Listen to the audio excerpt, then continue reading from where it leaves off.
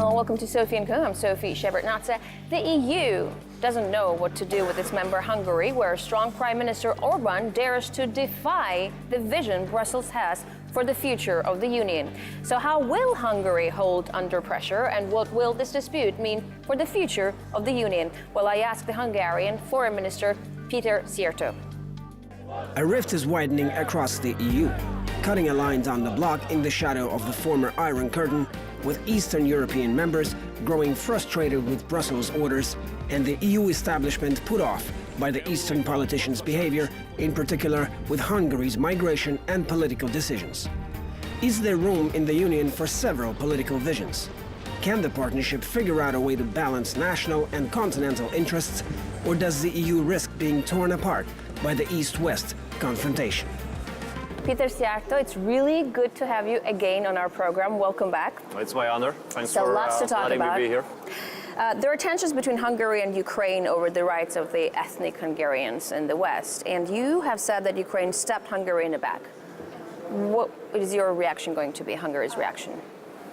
Well, you know, Hungary was maybe the loudest supporter within the European Union to help the Ukrainians to get the visa-free regime and to make the EU-Ukraine Association Agreement come into force. And unfortunately, a couple of days after that, there was a regulation passed in the Ukrainian parliament which violates the rights of the Hungarians, obviously, when it comes to education on mother tongue. So we made it very clear that we have to use all kinds of instruments in the toolbox of international politics in order to make sure that the rights of the Hungarians will be restored in Ukraine.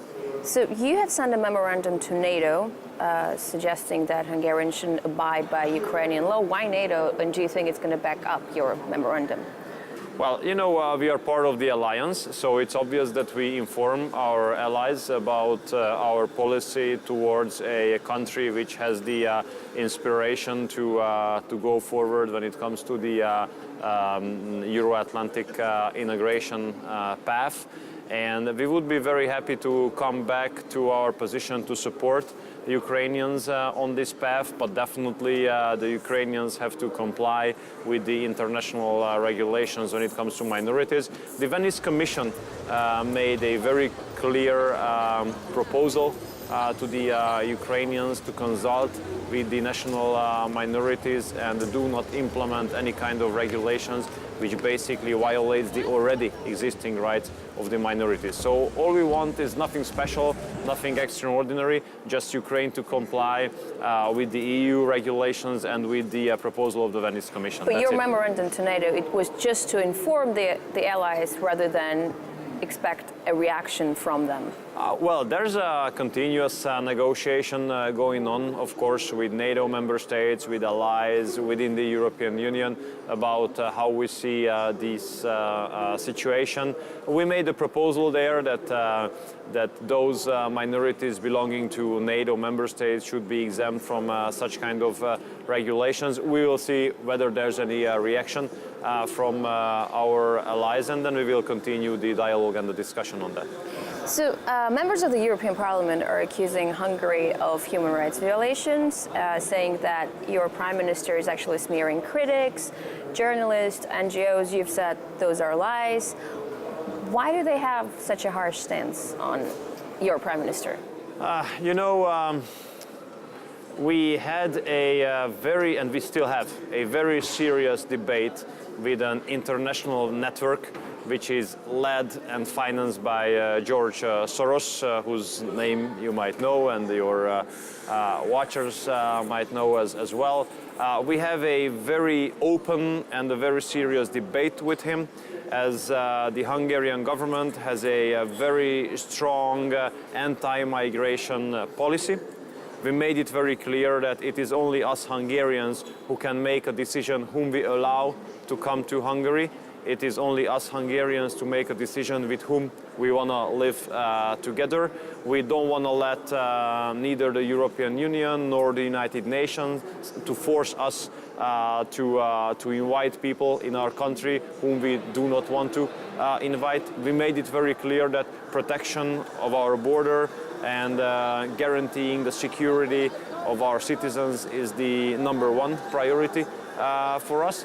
And George Soros and his network is totally against this, let's say, concept, against this strategy. He would like to invite millions of migrants to Europe on an annual basis. He basically wants to get rid of the phenomenon of nation states.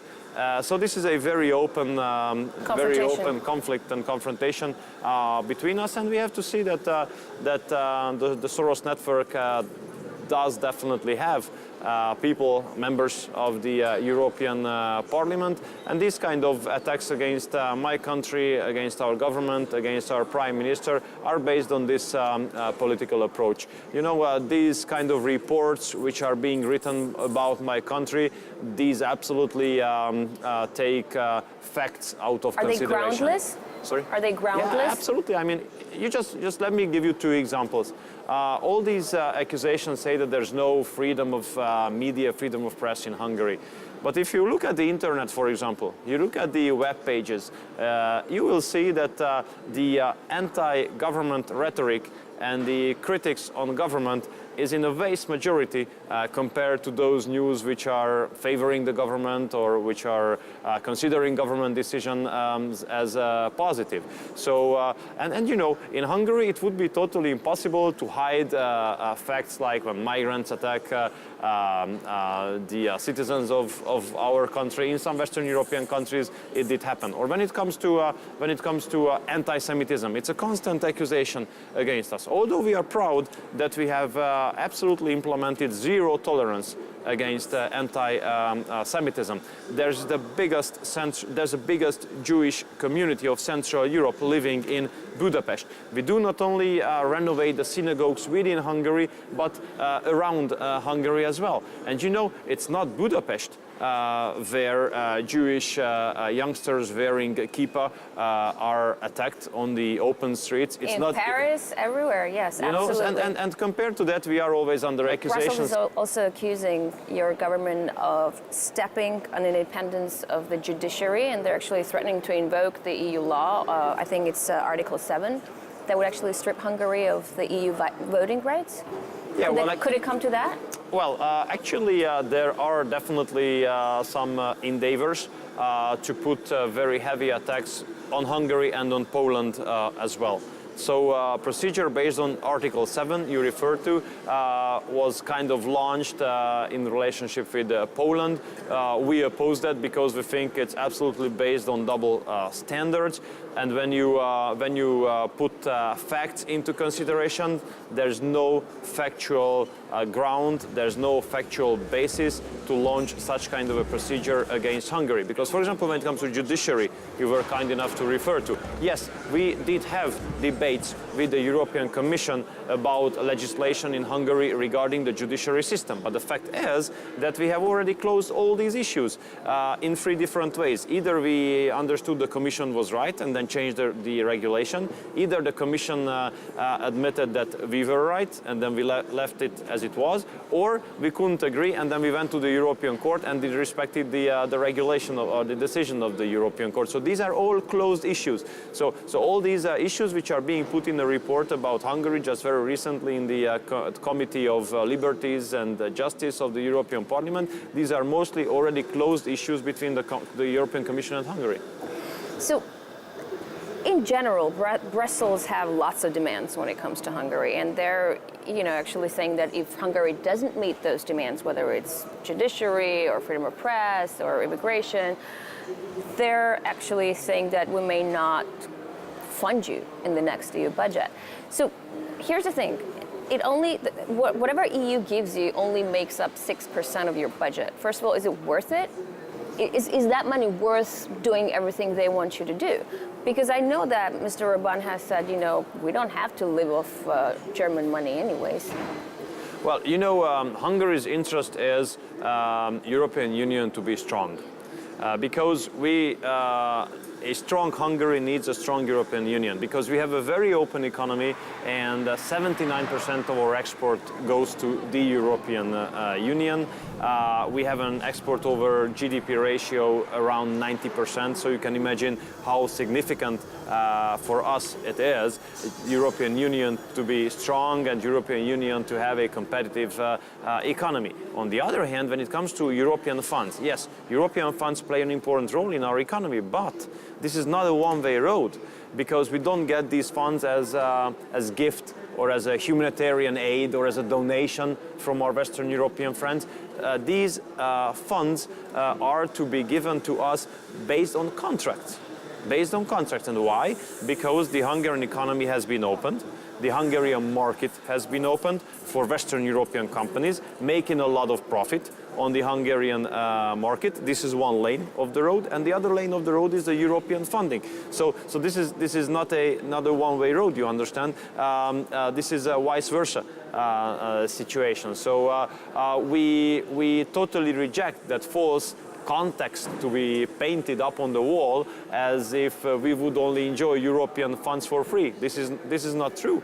We have complied with our obligations based on the contracts as well. And according to the statistics of the European institutions, 70 cents of every €1 which is paid to the Central European countries go back to Western European companies. Minister, we're going to take a short break right now. When we come back, we'll continue talking to Peter Szijjártó, talking about the future of Hungary within the European Union and the future of the Union in general. Stay with us.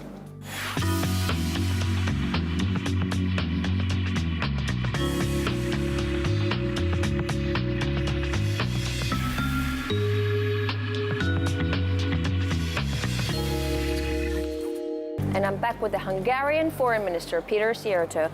So there's also the opposition of Hungary and Poland and the East versus West, because Hungary and Poland are making sure whatever they have to say is heard at this point. I don't think Brussels likes it. What do you think this East versus West opposition in the EU could come to, and what would it mean for the Union?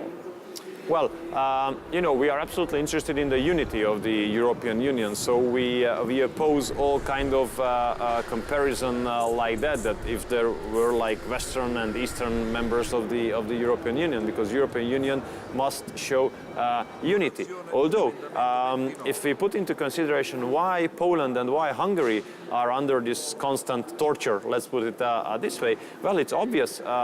We have the two strongest governments in the European Union. We are the two countries where a one-party government has received the authorization from the people to govern the country. We have politically absolutely stable systems, and you know, many times it's not liked by the institutes in Brussels, definitely. And on the other hand, you know, there's a big debate within the European Union whether to go sovereignist or federalistic way. The federalistic way would end up in a United States of Europe, which we oppose. Yeah, tighter fiscal control, unified budget, more integration. That's what France and Germany want. Yeah, do you think it's a viable thing? You know, our position is that European Union can only be strong if there are strong member states. So we don't think that the concept of weak member states creating a strong European Union would be realistic. We think that only strong member states can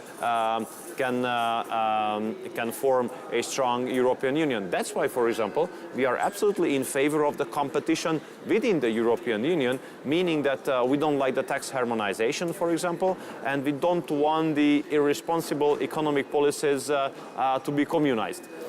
You know, what I mean is that those countries can reduce taxes who are disciplined fiscally speaking, and those countries who are not disciplined fiscally, who let debt, you know, to increase, they definitely cannot afford cutting taxes. But then the answer shouldn't be, you know, to bash those ones who are able to cut the tax. Your Prime Minister sees the European Union as an alliance of sovereign states. European Union is a union that crosses state boundaries, and that's like a core principle of European Union. European Union is based on principles of liberalism. Your country is a nation-based conservative country, which is not a good thing or a bad thing. Russia is the same way. So on the ideological level, there are like just so many differences. In the basis, it's not even economics. Like, why do you want to be part of the union so much that opposes everything that you guys stand for?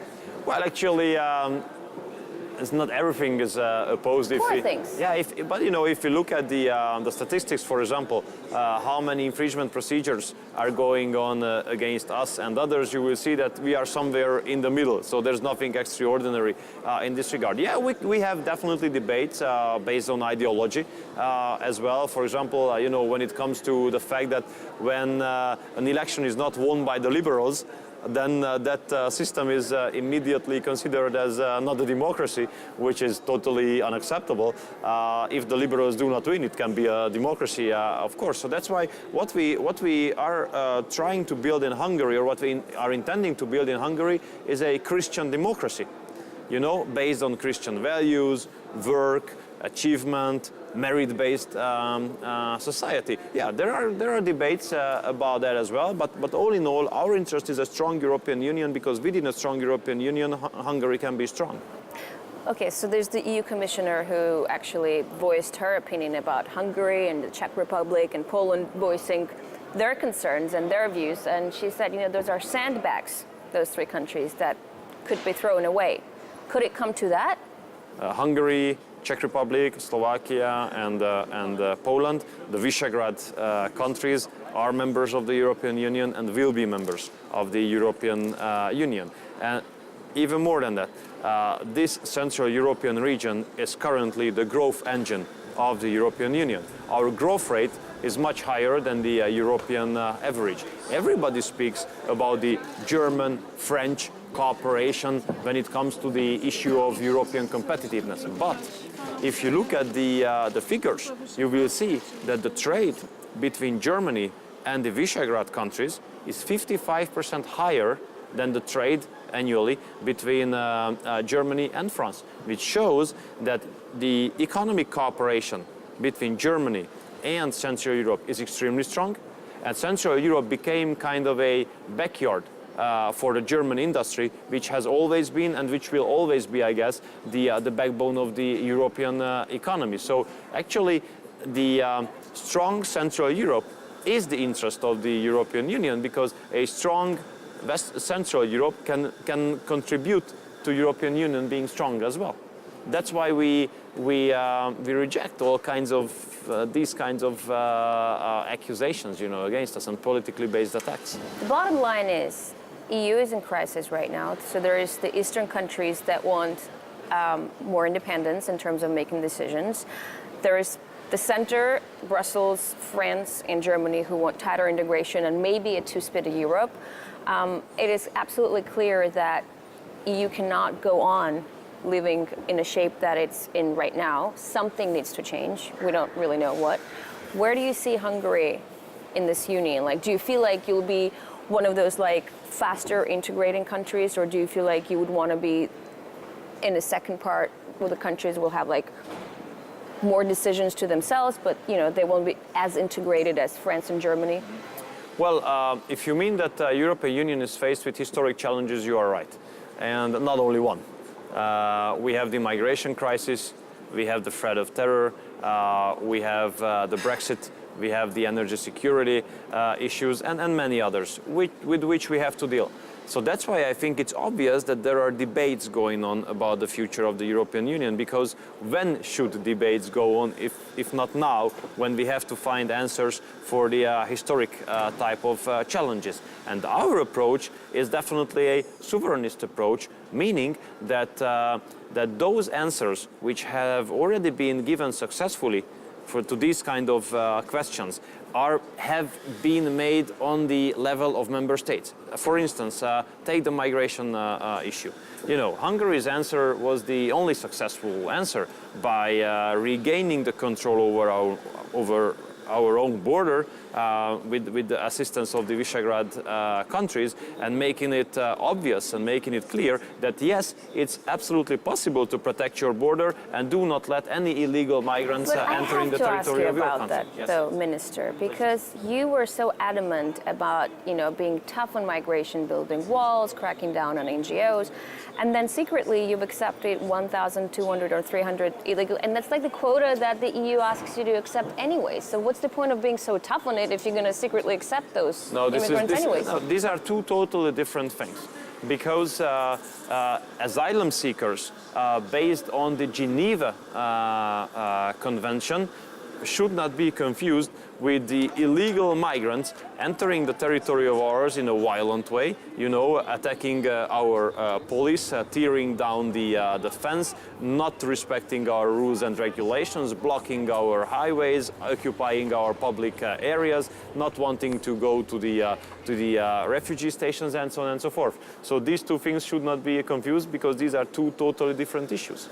So the mood in the European Union in general is changing. Like Austria has a first anti-immigrant chancellor. You see Germany, the far-right Alternative for Germany party is the third biggest party in Bundestag. Emmanuel Macron is like very liberal on words, but when it comes to implementing policies, it's pretty much center-right as well. So do you feel like saying, we've told you so, we've been reprimanded so much for this, and then all of you guys are coming to what we're saying? Politics is not a profession where you get credit if it turns out that you were right. But it is obvious that on the last couple national parliamentary elections within the European Union, the main issue was migration. That was the case in Italy, that was the case in Austria, you put it forward rightly, that was the case in Hungary. And in all three countries, those parties received the most votes who ran anti-migration policies. You quoted the Austrian Chancellor, who is definitely representing an anti-migration policy. In Italy, the parties forming the coalition are anti-migration parties. In Hungary, we made it very clear that we will not allow any illegal migrants entering the territory of our country. You see the latest positions and statements of the German Minister of Interior, and you rightly quoted some new measures implemented by France. You see the statements of the British about the main motivations about the Brexit vote, which is definitely in correlation with sovereignty issues, with migration, and so on and so forth. So definitely migration is becoming the top issue, the hot issue, the hottest issue on the current European agenda. And yes, we see that that more and more people, even more and more political leaders, understand that letting these migratory influxes into Europe definitely does not serve the target of a better future in the European Union. So how come so many countries in the EU are anti-immigrant, are really pushing through their ideas and measures about that? And just as many countries are anti-Russian sanctions, but when it comes to extending them, silently all agree to extend them. Why can't you be as firm on Russian sanctions? Well, if you ask me whether there are double standards, I would say yes. We understand that, we are a small country. And we understand that the big Western European countries make big businesses here. If you come to the St. Petersburg International Economic Forum and you look around and you look for companies coming from EU member states, you will definitely see much more companies coming from the Western European big EU member states than like Central European countries.